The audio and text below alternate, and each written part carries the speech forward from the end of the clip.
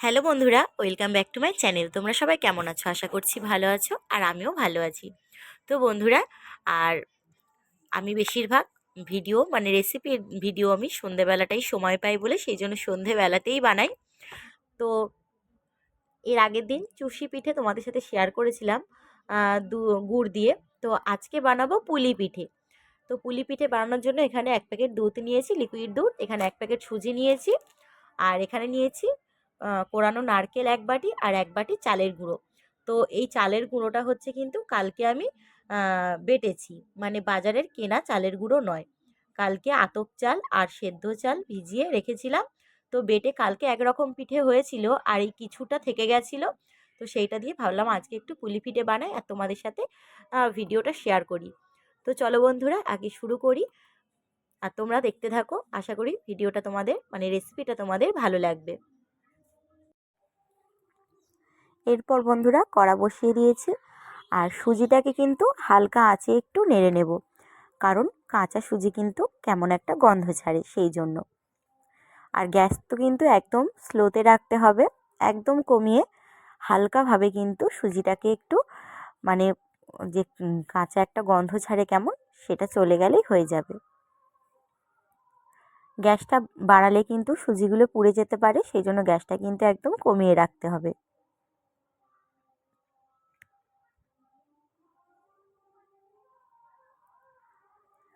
সুজিটা কিন্তু আমি হালকাভাবে ভেজে নিয়েছি হালকা আছে। এরপর 1 বাটি যে চালের গুঁড়োটা ছিল, সেই চালের গুঁড়োটা কিন্তু আমি দিয়ে দিয়েছি। তো চালের গুঁড়োটা দিয়েও কিন্তু হালকা করে, বেশিক্ষণ না, একটুখানি মিশিয়ে নিলেই হবে সুজির সাথে। এরপর যেটা দিতে হবে সেটা হচ্ছে লবণ। লবণ কিন্তু দিতে হবে, যতই পিঠে পুলি হোক একটু সামান্য লবণ না দিলে তো ভালো লাগবে না, যেহেতু সুজি চালের গুঁড়ো দুরকমই আছে। তো সামান্য একটু লবণ দিলাম। এরপর কিন্তু জল দিয়ে দেব। তো জল তোমরা যতটা ইচ্ছা দিতে পারো, তোমরা কতটা সুজি চালের গুঁড়ো নেবে, যেহেতু সুজি আছে জলটা কিন্তু টেনে নেবে। আর কড়াতে কিন্তু অনবরত নাড়তে হবে, আর এই সময় কিন্তু গ্যাসটা জোরে দিয়ে দিতে হবে।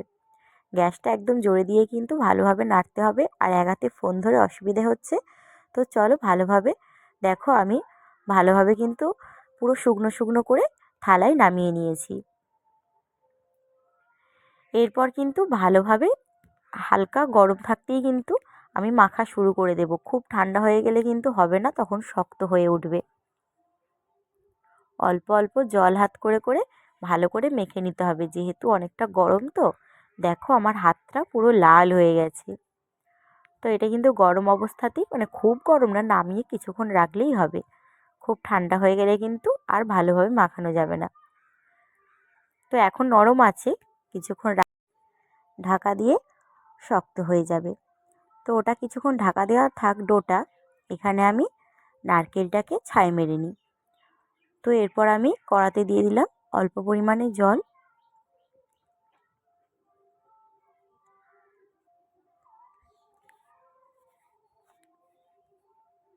তো জলটা ফুটে উঠেছে, মানে গরম হয়ে গেছে। এরপর কিন্তু আমি চিনি দিয়ে দেব। যতটা নারকেল পরিমাণ মতন চিনি দেবে বন্ধুরা তোমরা।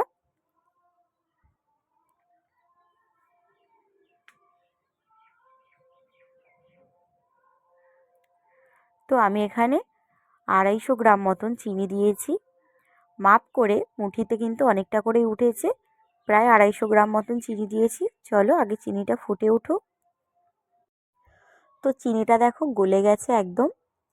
এরপরে কিন্তু আমি নারকেলগুলো দেব, যে নারকেলটা কুড়িয়ে রেখেছিলাম এরপর দেব।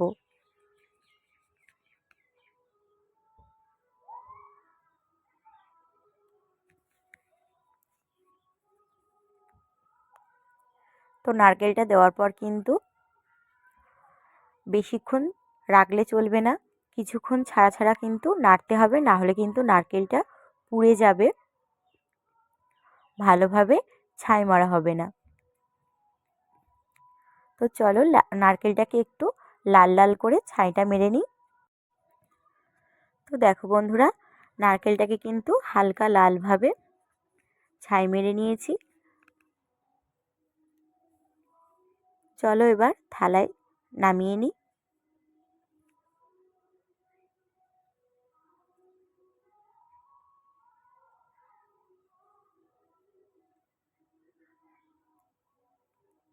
তো দেখো বন্ধুরা, থালায় নামিয়ে নিয়েছি।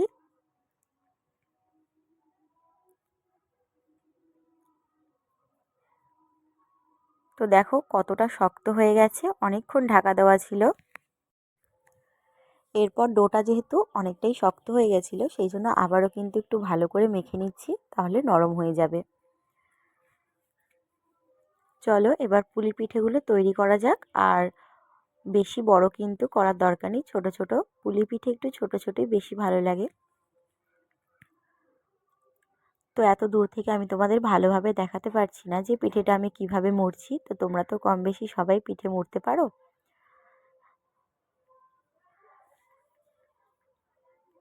তো চলো পিঠেগুলো আগে মুড়ে নিই, তারপর তোমাদেরকে সব দেখাচ্ছি।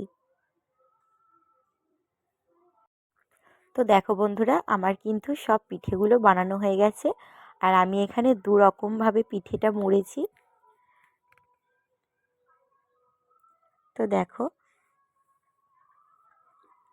পিঠেগুলো আমি জানি অতটাও আমি ভালো করে মুড়তে পারিনি, কিন্তু যেরকম পেরেছি সেইভাবে মুড়েছি। তোমাদের কেমন লাগলো অবশ্যই কিন্তু কমেন্টে জানিও বন্ধুরা। তো এরপর আমি দুধটা জাল দিতে বসিয়ে দিয়েছি। তো দেখো বন্ধুরা, দুধটা কিন্তু খুব ভালোভাবে ফুটে উঠেছে।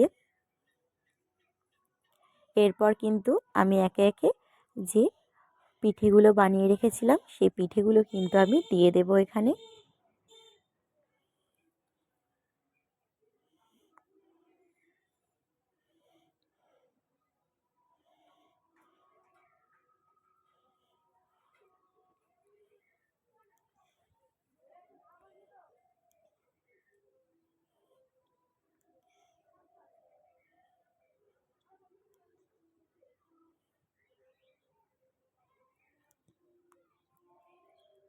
তো চলো পিঠেগুলো এবার একটু সেদ্ধ হোক আগে।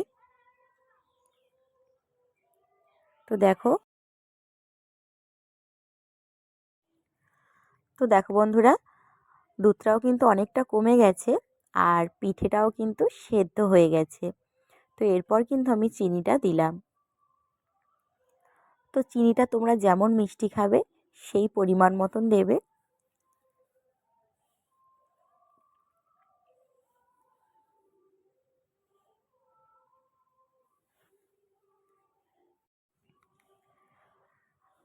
এরপর সবার শেষে যেটা করতে হবে বন্ধুরা, সেটা হচ্ছে আমি এখানে বোতলে গুড় আছে।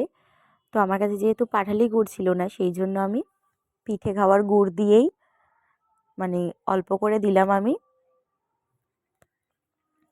একটু কালারটা আসার জন্য, একদম সাদা হয়ে আছে সেই জন্য গুড়টা দিলাম, যাতে একটু কালারটা হালকা লালচে হয়ে আসে, বেশ দেখতে ভালো লাগবে আর তার খেতেও কিন্তু স্বাদটা একটু অন্যরকম হয়। তো চলো পিঠেটা কিন্তু একদম রেডি হয়ে গেছে, নামিয়ে। তো দেখো বন্ধুরা, থালায় নামিয়ে নিয়েছি। আর পিঠেটা কিন্তু এখন খুব গরম, সেই জন্য ধোঁয়া উঠছে, একটু ঘোলাটে ঘোলাটে লাগছে। তো বন্ধুরা, আজকে তোমাদের এই পুলি পিঠে রেসিপিটা কেমন লাগলো পুরো ভিডিওটা অবশ্যই কিন্তু কমেন্টে জানিও। আর তোমরা কারা কারা পুলি পিঠে খেতে পছন্দ করো সেটাও জানিও। আমার তো দুধ পুলি পিঠে খেতে খুব ভালো লাগে। তো অবশ্যই কিন্তু তোমরাও এইভাবে বাড়িতে বানিয়ে খেও। চলো একটা পিঠে তোমাদেরকে কেটে দেখাই। যেহেতু সুজিও দেওয়া ছিল চালের গুঁড়োর সাথে, সেই জন্য পিঠেটা কিন্তু নরম হয়েছে, বেশ ভালো লাগবে খেতে। তো চলো বন্ধুরা, টাটা। তোমরা সবাই ভালো থেকো, সুস্থ থেকো, নিজেদের খেয়াল রেখো আর অবশ্যই কিন্তু আমার চ্যানেলটাকে সাবস্ক্রাইব